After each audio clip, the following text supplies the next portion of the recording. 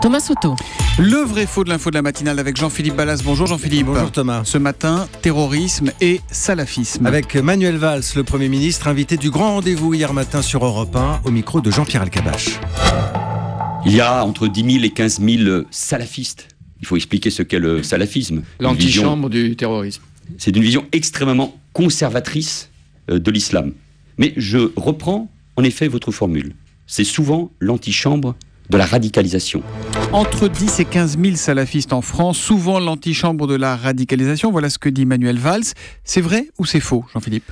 C'est vrai, Thomas. Et d'abord, on va définir en quelques mots ce qu'est le salafisme. C'est une approche très rigoriste de l'islam, une lecture des textes du Coran qui se veut proche des origines et du prophète. Et c'est dans ce courant que l'on trouve les djihadistes ? Oui, et alors c'est là aussi où il faut tempérer. En France, pour l'immense majorité, les salafistes se concentrent sur la religion. Alors, quitte à vivre reclus, en marge de la société, on est d'accord, mais sans prôner la violence. Il y a aussi une branche plus politique, elle existe dans d'autres pays. Et puis enfin, il y a le courant djihadiste, un courant minoritaire chez nous.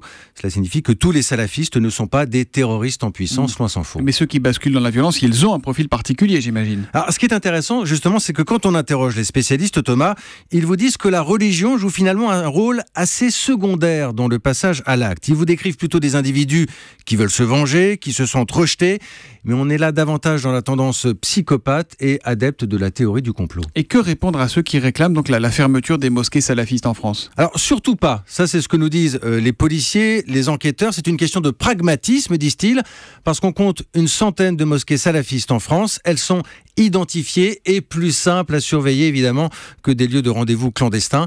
Elles permettent bien sûr de repérer, de suivre les djihadistes, même si cela ne suffit pas toujours. Le vrai faux de l'info de la matinale, tous les matins à 7h40 sur Europe 1 avec Jean-Philippe Ballas. À demain Jean-Philippe. À demain.